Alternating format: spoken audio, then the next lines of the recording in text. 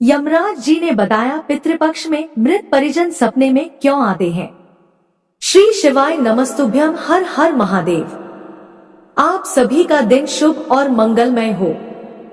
क्या आपको भी पितृपक्ष में सपने में मरे हुए लोग दिखाई देते हैं? किसी को अपने मरे हुए पिताश्री सपने में दर्शन देते हैं तो किसी को अपनी मृत माता के दर्शन होते हैं। शायद आपने भी सपने में मृत परिजनों को अवश्य ही देखा होगा, लेकिन सुबह उठने के बाद आप उस सपने को दुर्लक्ष्य कर देते हैं। क्या आपके मन में कभी ऐसा विचार आया कि आपको ऐसा सपना क्यों दिखाई दिया या फिर इस सपने का अर्थ क्या हो सकता है? लेकिन क्या आप जानते हैं, सपने में मरे हुए परिजन दिखाई देने पर हमें महत्वपूर्ण संकेत भी मिलते हैं। पितृपक्ष में सपने में मृत परिजन दिखाई देना कोई आम बात नहीं है। इसके पीछे गहरा रहस्य छिपा हुआ है, जिनका वर्णन हमारे पुराणों में किया गया है। आज हम आपको उन्हीं महत्वपूर्ण संकेतों के विषय में बताने जा रहे हैं, इसीलिए आप इस वीडियो को पूरा जरूर देखिएगा, क्योंकि आधा अधूरा ज्ञान घातक हो सकता है। आज की इस प्रस्तुति में हम आपको पितृपक्ष में सबसे अधिक सुनी जाने वाली एक महान कथा सुनाने जा रहे हैं। इस कथा के माध्यम से आपको समझ में आ जाएगा कि सपने में मरे हुए लोग देखने का क्या अर्थ होता है। अगर सपने में मरे हुए लोग दिखाई देते हैं तो हमें बहुत ही महत्वपूर्ण संकेत मिलते हैं। कथा को शुरू करने से पहले आप सभी से रिक्वेस्ट है कि आप इस वीडियो को लाइक जरूर करें और कमेंट में जय श्री कृष्णा राधे राधे अवश्य लिखें। तो चलिए आपको सुनाते हैं वह प्राचीन महान कथा। इस कथा को सुनने मात्र से ही पितरों की कृपा प्राप्त होती है। एक बार देवर्षि नारद यमराज से मिलने के लिए यमलोक जाते हैं। यमराज देवर्षि नारद का बड़े प्रेम से आदर एवं सत्कार करते हैं और उन्हें प्रणाम करते हुए कहने लगते हैं, हे देवर्षि, यमपुरी में आपका स्वागत है। आपके दर्शन से आज मैं धन्य हुआ और आपके चरण पड़ने से यमपुरी की शोभा बढ़ गई है। इस प्रकार से यमराज के द्वारा स्वागत किए जाने पर देवर्षि नारद प्रसन्न होते हैं और यमराज को भी प्रणाम करते हैं और कहते हैं, हे मृत्यु के देवता यमराज, आपको भी मेरा प्रणाम है। आपके आदर सत्कार से हम अत्यंत प्रसन्न हुए। फिर यमराज नारद जी से कहते हैं, हे देवर्षि, आज आपका यमलोक में आने का क्या प्रयोजन है? अवश्य ही कोई महत्वपूर्ण कार्य अथवा कोई महत्वपूर्ण समाचार लेकर आप आए होंगे, या फिर हमसे कोई भूल तो नहीं हुई है? कृपया बताइए, मैं आपकी क्या सेवा कर सकता हूँ? तब देवर्षि नारद कहते हैं, हे धर्मराज, आप तो मृत्यु के तथा न्याय के देवता हैं और आप तीनों लोकों के सभी जीवित और मृत प्राणियों का लेखा जोखा रखते हैं।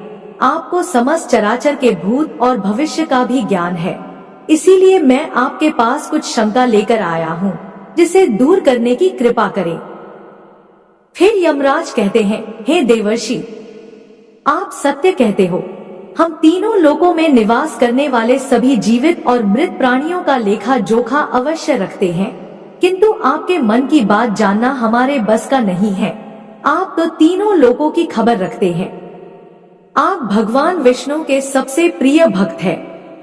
आप समस्त शास्त्रों का भी ज्ञान रखते हैं, किंतु अगर आप मुझसे कुछ जानना चाहते हैं तो मैं अवश्य ही आपकी सहायता करूंगा। हे देवर्षि, आपकी जो भी शंका और प्रश्न है आप निसंकोच पूछ सकते हैं। मैं अपने सामर्थ्य के अनुसार उनका जवाब देने का प्रयास अवश्य ही करूंगा। देवर्षि नारद कहते हैं, हे यमराज, मैं पृथ्वी लोक का भ्रमण करके आया हूँ। मैंने पिशाच, प्रेत, कुष्मांड, वेताल, चुड़ैल, पिशाचिनी आदि प्रकार की कई विचित्र चीजें देखी हैं, जो जंगल में निवास करती है। इसके साथ ही मैंने देखा है यह सभी दुष्ट शक्तियां मनुष्यों को परेशान करती है, उन्हें दुख देती है। इसका क्या कारण है? यह सभी बुरी शक्तियां मनुष्यों को क्यों परेशान करती हैं? तथा मेरे मन में अन्य एक प्रश्न है कि मनुष्य कई बार सपने में अपने पूर्वजों को देखता है, तो इसका क्या अर्थ होता है? सपने में मरे हुए लोग दिखाई देने का क्या मतलब है? इससे मनुष्य को कौन से संकेत मिलते हैं? मैं समस्त मनुष्य जाति के कल्याण के लिए इन प्रश्नों के उत्तर जानने के लिए ही आपके पास आया हूँ। नारद जी के प्रश्न सुनकर यमराज कहते हैं, हे देवर्षि, आपने समस्त मानव जाति के कल्याण के लिए उचित ही प्रश्न किए हैं। मैं आपको इन सभी प्रश्नों के उत्तर अवश्य देता हूँ, किंतु उससे पहले मैं आपको एक अत्यंत पवित्र कथा सुनाता हूँ। इस कथा में आपको सभी प्रश्नों के उत्तर मिल जाएंगे। आप इस कथा को ध्यान से अवश्य सुनें। जो भी मनुष्य इस कथा का श्रवण करता है, मैं उसके सभी अपराध माफ करता हूँ। तब नारद जी कहते हैं, हे धर्मराज, आप मुझे वह महान कथा सुनाइए, मैं इसे ध्यान से सुनूंगा। प्रिय श्रोताओं, फिर यमराज देवर्षि नारद को यह महान कथा सुनाते हैं। तो चलिए आपको वह कथा सुनाते हैं। आप सभी इस कथा को ध्यान से सुनिएगा। एक समय की बात है, मध्य देश में एक अत्यंत शोभायमान नगरी थी, जहाँ पर एक सेठ अपने 4 भाइयों के साथ निवास करता था। उस सेठ का नाम धर्मन था। उसके 4 भाई सुमन, नंदन, विरचन और विभान थे। सेठ और उसके भाइयों का विवाह हो चुका था और सभी बड़े प्रेम के साथ एक दूसरे के साथ रहते थे। सेठ के पास किसी चीज की कोई कमी नहीं थी। वह और उसके भाई बहुत मेहनती थे और मिलजुल कर व्यापार और खेती करते थे। पूरे नगर में सेठ के जितना कोई धनवान नहीं था। यह सारी संपत्ति सेठ को उसके पूर्वजों से ही प्राप्त हुई थी। सेठ के पूर्वज महादानी और दयावान थे। वे सभी दान धर्म तथा अनेक प्रकार के यज्ञ हवन आदि धार्मिक कार्य किया करते थे, किंतु सेठ कंजूस स्वभाव का था और उसके अंदर पूर्वजों के लक्षण नहीं थे। सेठ ना दान धर्म करता और ना ही यज्ञ तथा हवन आदि कार्य करता था। सेठ ने धन तो बहुत इकट्ठा किया था, किंतु उसने कभी अपने धन का सदुपयोग नहीं किया। उसने कभी किसी को फूटी कौड़ी भी दान में नहीं दी और ना ही उसने कभी दूसरों को भोजन कराया। सेठ के पूर्वज तो मंदिरों में भंडारा दिया करते थे, गरीबों को वस्त्र तथा अन्न का दान किया करते थे, लेकिन सेठ ने अपने पूर्वजों का कभी अनुसरण नहीं किया। वह हमेशा ही धन कमाने में और धन का संचय करने में लगा रहता था, जिससे उसके पास बहुत सारी धन संपत्ति तो हो गई, लेकिन उसके पूर्वज उससे बहुत दुखी और नाराज हो गए। फिर पितृपक्ष आया। पितृपक्ष में सभी पूर्वज अपने पुत्रों के द्वारा श्राद्ध और तर्पण की अपेक्षा कर रहे थे, किंतु उनके किसी भी पुत्र ने अपने पूर्वजों के लिए ना श्राद्ध किया और ना ही तर्पण किया। उन्होंने ना दान धर्म किया और ना ही किसी भूखे प्राणी को भोजन कराया। अपने पुत्रों की ऐसी दुष्टता देखकर सभी पितृगण अत्यंत दुखी हुए। सेठ के पूर्वजों को अपने पुत्र का व्यवहार ठीक नहीं लगता था, इसी कारण से वे पितृलोक में भी दुखी ही रहा करते थे। धन कमाने के लालच में सेठ इतना उन्मत्त हो गया कि वह अपने पूर्वजों को भी भूल गया और उसने अपने पूर्वजों का श्राद्ध तथा तर्पण आदि कार्य करना भी बंद कर दिया, जिससे उसके पूर्वजों की आत्मा की तृप्ति नहीं होती थी और वे अपने पुत्र के ऐसे व्यवहार से दुखी रहने लगे। फिर एक दिन उस सेठ के पूर्वज चर्चा करते हुए वे एक दूसरे से कहने लगते हैं कि हमारा बड़ा ही दुर्भाग्य है, जो हमारे कुल में इतने स्वार्थी और लालची पुत्रों का जन्म हुआ है। हमारे पुत्र ना हमारे लिए श्राद्ध करते हैं और ना ही दान धर्म करते हैं। हमारे पुत्रों के कुकर्म के कारण हमारा पतन हो रहा है।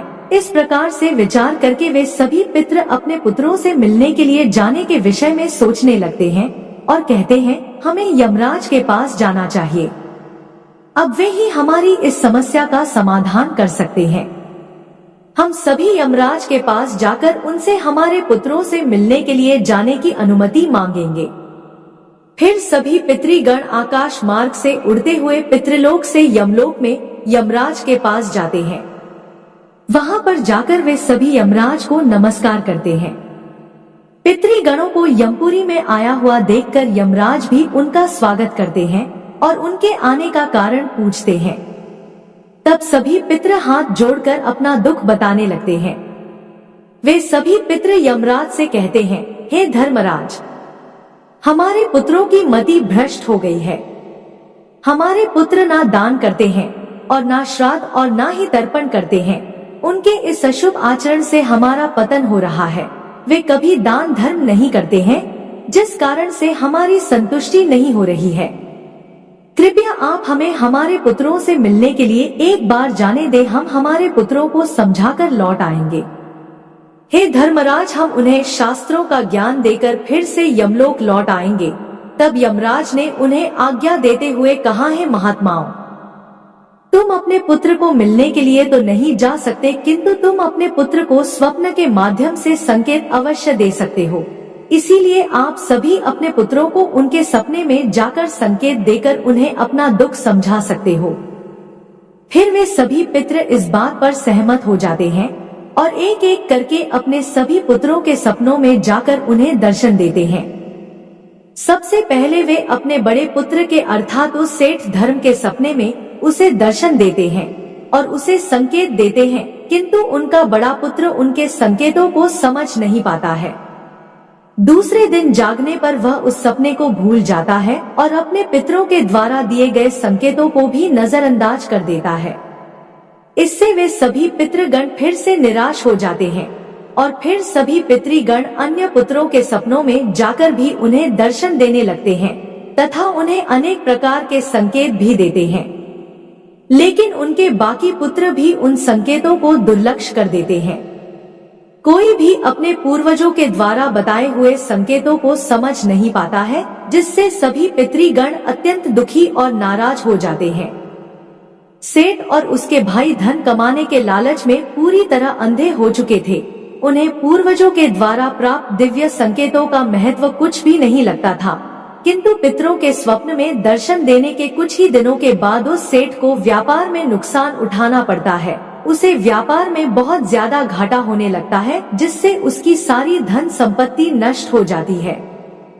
सभी भाइयों में वाद विवाद और लड़ाई झगड़े होने लगते हैं। पूर्वजों द्वारा जमा की हुई सारी जमीन जायदाद को वे बेच डालते हैं और पूरी तरह से बर्बाद हो जाते हैं। सभी भाई एक दूसरे से अलग हो जाते हैं और अपना अपना पेट पालने में लग जाते हैं। उधर स्वर्ग लोक में पितरों को अपने पुत्रों की ऐसी दुर्गति देखकर बहुत पीड़ा होने लगती है। सभी पितृगण अत्यंत दुखी और उदास हो जाते हैं। फिर से वे सभी यमराज के पास जाते हैं और कहने लगते हैं, हे धर्मराज, हमसे हमारे पुत्रों की ऐसी दुर्गति नहीं देखी जाती है। हमारे द्वारा किए गए सभी पुण्य कर्मों को हमारे पुत्रों ने नष्ट कर डाला है। कृपया आप कुछ ऐसा उपाय करें जिससे हमारे पुत्रों को उनकी भूल का पता चल जाए। फिर यमराज उन पितरों से कहते हैं, हे महात्माओं, तुम्हारी इस व्यथा को मैं समझता हूँ और मैं तुम्हारी अवश्य ही सहायता करूँगा। मैं स्वयं तुम्हारे पुत्रों के पास जाकर उन्हें उनकी भूल के बारे में बताता हूँ। फिर यमराज अपने भैंसे पर सवार होकर पृथ्वी लोक पर आते हैं और उस सेठ के घर की तरफ जाने लगते हैं। जब यमराज सेठ के घर के समीप पहुंच जाते हैं, तभी वे एक साधु का रूप धारण कर लेते हैं। सबसे पहले वे उस सेठ के घर पर जाते हैं तो वह सेठ अत्यंत बीमार पड़ा हुआ होता है। द्वार पर जाकर यमराज कहने लगते हैं, भिक्षामी देही, क्या घर में कोई है? हे माई, तुम्हारे द्वार पर एक साधु आया है जो बड़े दूर से यात्रा करके आया है, कोई हो तो भिक्षा दो।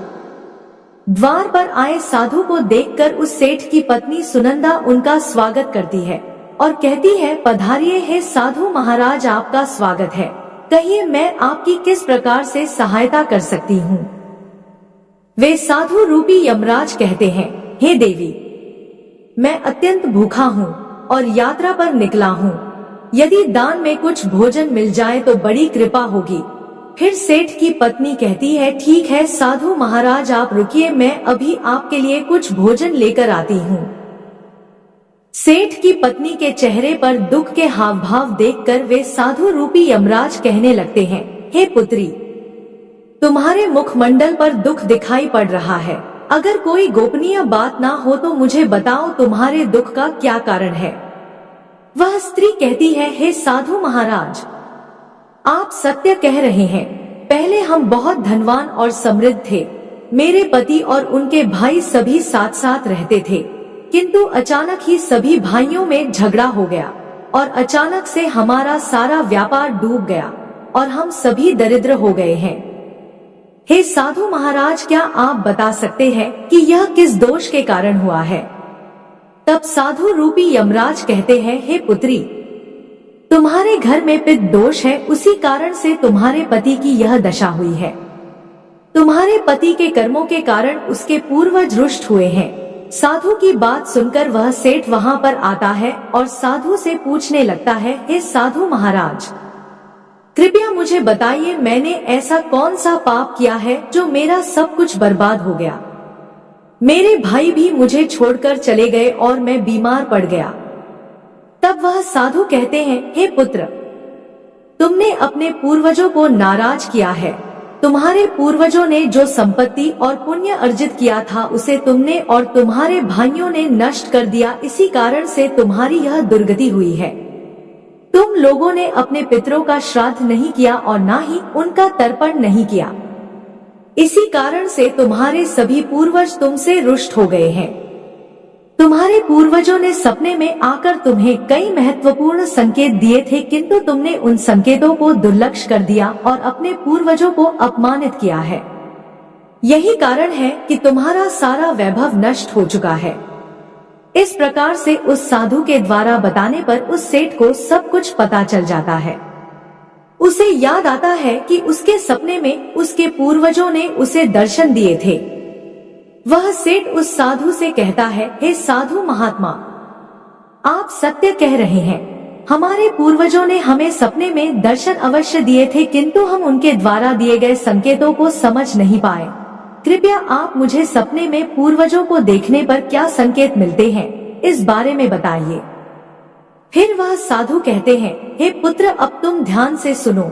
मैं तुम्हें सपने में पूर्वज दिखाई देने पर मिलने वाले संकेतों के बारे में बताता हूँ। साधु रूपी यमराज कहते हैं, हे पुत्र, यदि पितरों का उद्धार नहीं होता है तो वे प्रेत योनि में ही मृत्यु लोक पर भटक रहे होते हैं। वे भूख प्यास से व्याकुल होकर अपने परिवार जनों के घर में प्रवेश करते हैं। हे वत्स, ध्यान पूर्वक सुनो। अब मैं तुम्हें उन सभी संकेतों के बारे में बताता हूँ जो तुम्हें ध्यान में रखना चाहिए। यमराज ने साधु के वेश में सेठ को बताया कि यदि तुम अपने सपने में अपने पूर्वजों को भूख और प्यास से व्याकुल देखते हो तो यह संकेत अत्यंत महत्वपूर्ण है। इसका तात्पर्य यह है कि तुम्हारे पितृ अभी भी प्रेत योनि में भटक रहे हैं। इसका कारण यह है कि उनके लिए उचित रूप से श्राद्ध कर्म और तर्पण नहीं किया गया है। वे अब भी अपने परिवार से आहार और जल की प्रतीक्षा कर रहे हैं। यह स्थिति तब उत्पन्न होती है जब पूर्वजों का तर्पण समय पर नहीं किया जाता या जब श्राद्ध की प्रक्रिया को पूरी श्रद्धा से नहीं निभाया जाता। तुम्हारे पूर्वज स्वप्न के माध्यम से अपनी पीड़ा व्यक्त कर रहे हैं ताकि तुम उनकी स्थिति को समझो और उनके लिए आवश्यक धार्मिक अनुष्ठान कर सको। इस समस्या का समाधान यही है कि अपने पितरों के लिए विधि पूर्वक श्राद्ध कर्म और तर्पण किया जाए। सेठ को और स्पष्ट करते हुए यमराज बोले, अगर तुम्हें सपने में मृत पूर्वज जंजीरों में बंधे हुए दिखाई देते हैं तो यह अत्यंत चिंता का विषय है। यह संकेत इस बात का प्रतीक है कि तुम्हारे पितृ किसी बंधन में हैं और उन्हें मुक्ति नहीं मिल पाई है। यह स्थिति तब उत्पन्न होती है जब उनके श्राद्ध या तर्पण समय पर नहीं किए जाते या उनके लिए आवश्यक धार्मिक कृत्य अधूरे रहते हैं। यह दर्शाता है कि पितरों की मुक्ति में बाधाएं उत्पन्न हो रही हैं। इस समस्या का समाधान भी यही है कि तुम दान, श्राद्ध और तर्पण का आयोजन करो ताकि पितरों की आत्मा को शांति मिल सके और वे अपने बंधनों से मुक्त हो सके। यमराज ने गंभीरता से कहा, है वत्स, अगर तुम्हारे पूर्वज सपने में मैले और फटे पुराने वस्त्र पहने हुए दिखाई दे तो यह अत्यंत अशुभ संकेत है। यह इस बात का प्रतीक है कि तुम्हारे पितृ अत्यधिक दुखी और पीड़ित है। वे प्रेत योनि में भटक रहे हैं और उनकी आत्मा को शांति प्राप्त नहीं हो पा रही है। यह तब होता है जब उनके लिए श्राद्ध कर्म, तर्पण और पिंड दान नहीं किया जाता। इसलिए जब भी इस प्रकार का सपना आए, अपने पूर्वजों की आत्मा की शांति के लिए तुरंत पिंड दान और तर्पण करना अनिवार्य होता है। सेठ से बात करते हुए साधु रूपी यमराज ने समझाया, कि अगर तुम्हारे पूर्वज सपने में तुमसे कुछ मांगते हुए दिखाई दे तो यह इस बात का संकेत है कि उनकी कोई अधूरी इच्छा बाकी रह गई है। उनके जीवन काल की कोई अभिलाषा अधूरी रह गई थी जो उन्हें मुक्ति प्राप्त करने में बाधा डाल रही है। ऐसे सपनों में यह देखना महत्वपूर्ण है कि वे किस प्रकार की वस्तु की मांग कर रहे हैं। तुम्हें उस वस्तु या उसकी समरूप चीज का दान करना चाहिए ताकि उनके अधूरे कार्य पूर्ण हो सके और उनकी आत्मा को शांति प्राप्त हो सके। जब उनकी इच्छाएं पूरी हो जाती हैं, तो वे प्रेत योनि से मुक्ति पा लेते हैं। यमराज ने सेठ की ओर देखते हुए कहा, यदि सपने में तुम्हारे पूर्वज तुम्हारे सिर पर हाथ फेरते हुए दिखाई दे तो यह अत्यंत शुभ संकेत होता है। इसका अर्थ यह है कि तुम्हारे पूर्वज तुमसे अत्यधिक प्रसन्न हैं और तुम्हें अपना आशीर्वाद दे रहे हैं। ऐसे सपने इस बात का प्रतीक होते हैं कि तुम्हारे जीवन में कुछ अच्छा होने वाला है और तुम्हारे पूर्वज सदैव तुम्हारे साथ रहकर तुम्हारी रक्षा कर रहे हैं। यह संकेत तुम्हारे पितरों की प्रसन्नता का प्रतीक है जो उनके आशीर्वाद के रूप में प्रकट हो रहा है। यमराज ने समझाया कि अगर तुम्हारे पूर्वज सपने में तुम्हारी ओर हाथ बढ़ाते हुए दिखाई दे तो यह अत्यंत शुभ संकेत है। इसका अर्थ यह है कि तुम्हारे पितृ तुम्हारे प्रयासों से संतुष्ट हैं और तुम्हें जीवन में सफलता मिलेगी। ऐसे सपने दिखना यह दर्शाता है कि तुम्हारे पितृ तुम्हारे साथ हैं और वे तुम्हारी उन्नति और सफलता के लिए आशीर्वाद दे रहे हैं। इस प्रकार के सपने आने पर तुम्हें यह सुनिश्चित करना चाहिए कि तुम सही मार्ग पर चल रहे हो। यमराज ने चिंतित स्वर में कहा, है वत्स, यदि सपने में तुम्हारे पूर्वज अचानक अदृश्य हो जाते हैं तो यह एक अशुभ संकेत होता है। इसका अर्थ है कि तुम्हारे जीवन में कोई संकट आने वाला है और तुम्हें सावधान हो जाना चाहिए। यह सपने इस बात का सूचक है कि निकट भविष्य में कोई बड़ी कठिनाई तुम्हारे सामने आ सकती है। ऐसे सपनों से यह सीख मिलती है कि हमें मानसिक और आध्यात्मिक रूप से किसी भी आने वाले कष्ट के लिए तैयार रहना चाहिए। सेठ को और अधिक गंभीर होते हुए यमराज बोले, अगर सपने में तुम्हारे पूर्वज क्रोधित अवस्था में दिखाई दे तो यह इस बात का संकेत है कि वे तुमसे नाराज हैं। इसका अर्थ यह है कि तुम कोई ऐसा कार्य कर रहे हो जो उन्हें पसंद नहीं है और वे चाहते हैं कि तुम उस कार्य को बंद कर दो। यह एक चेतावनी है कि तुम्हारे कर्मों में कोई कमी है और तुम्हें अपने मार्ग पर विचार करना चाहिए। इस प्रकार का सपना आने पर तुम्हें अपने कार्यों की समीक्षा करनी चाहिए और सही मार्ग पर चलने का प्रयास करना चाहिए। यमराज ने दुख भरे स्वर में कहा, है वत्स, अगर तुम अपने सपने में अपने पूर्वजों को रोते हुए देखो तो यह अत्यंत अशुभ संकेत है। इस बात का प्रतीक है कि तुम्हारे जीवन में कोई बड़ा संकट आने वाला है और तुम्हारे पूर्वज उस संकट से बहुत दुखी है। यह सपने इस बात की चेतावनी देते हैं कि तुम्हें सतर्क हो जाना चाहिए और ईश्वर की भक्ति में मन लगाना चाहिए ताकि उस संकट से तुम्हारी रक्षा हो सके। यमराज मुस्कुराते हुए बोले, यदि सपने में तुम्हारे पूर्वज स्वस्थ, प्रसन्न और तेजस्वी दिखाई दे तो यह अत्यंत शुभ संकेत है। इसका अर्थ है कि तुम्हारे पितरों को मुक्ति मिल चुकी है और वे तुमसे प्रसन्न है। ऐसे सपने इस बात का संकेत होते हैं कि तुम्हारे पितृ तुम्हें आशीर्वाद दे रहे हैं और तुम्हारे जीवन में सुख, शांति और समृद्धि आने वाली है। यह संकेत यह दर्शाता है कि तुम सही मार्ग पर हो और तुम्हारे पूर्वज तुम्हारी प्रगति से संतुष्ट है। यमराज ने चेतावनी भरे स्वर में कहा, अगर पितृ पक्ष के दौरान तुम्हें सपने में घोड़ा, हाथी, बैल या कोई विकृत मनुष्य दिखाई दे तो यह इस बात का संकेत है कि तुम्हारे पितरों की मुक्ति नहीं हुई है और वे अब भी प्रेत योनि में भटक रहे हैं। यह इस बात का भी संकेत है कि वे तुमसे अत्यंत दुखी हैं।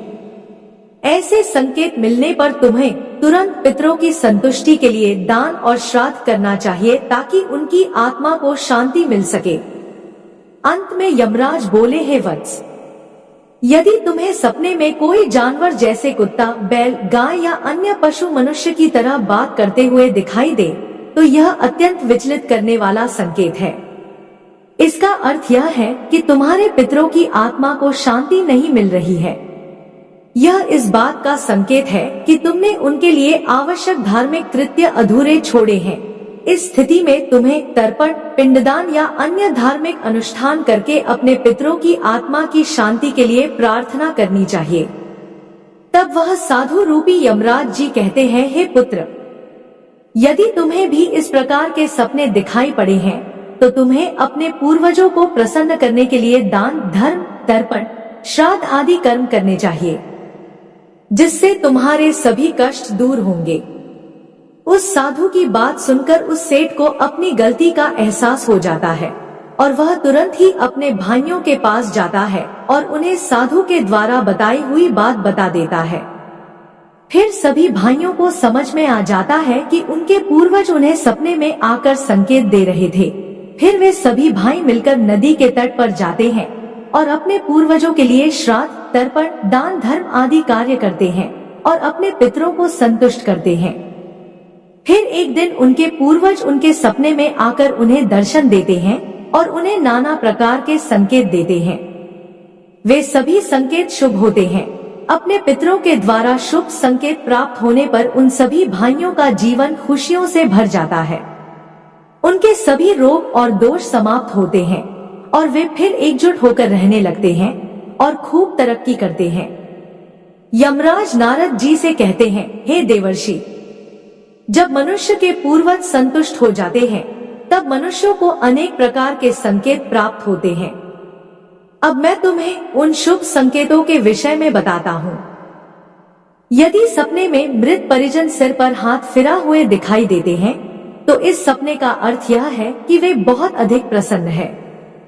पूर्वज यह संकेत दे रहे हैं कि उस मनुष्य के जीवन में कुछ बहुत ही अच्छा होने वाला है। यदि पूर्वज मनुष्य की ओर हाथ बढ़ाते हुए दिखाई देते हैं तो पूर्वज यह संकेत दे रहे हैं कि मनुष्य जो भी काम कर रहे हैं उससे वे संतुष्ट है और उसे उस कार्य में अवश्य ही सफलता प्राप्त होगी। यदि सपने में पूर्वज स्वस्थ दिखाई देते हैं तथा उनके मुखमंडल पर तेज दिखाई देता है और उनके वस्त्र चमकीले और सफेद रंग के होते हैं तो उन पितरों को मुक्ति मिल चुकी है, ऐसा समझना चाहिए। अगर सपने में पूर्वज दूर आकाश में बादलों पर बैठे हुए दिखाई देते हैं तो यह शुभ संकेत है। मनुष्य के पूर्वज अत्यंत प्रसन्न है और उसे आशीर्वाद दे रहे हैं। इस प्रकार से उन सभी भाइयों को पूर्वजों के द्वारा शुभ संकेत प्राप्त होते हैं और उनका खोया हुआ सारा धन और संपत्ति उन्हें वापस मिल जाते हैं और सभी भाई मिलजुल कर एक साथ रहने लगते हैं और सुख पूर्वक 100 वर्षों तक जीवन व्यतीत करके दिव्य विमानों में बैठकर पितृलोक चले जाते हैं। तो दोस्तों, इस प्रकार से यमराज ने देवर्षि नारद को पितरों के द्वारा मिलने वाले संकेत बताए हैं। आपको यह कथा कैसी लगी कमेंट करके जरूर बताएं। जानकारी अच्छी लगी तो वीडियो को लाइक करें और कमेंट में जय श्री कृष्ण जरूर लिखें। साथ ही चैनल को सब्सक्राइब करें। आप सभी का धन्यवाद।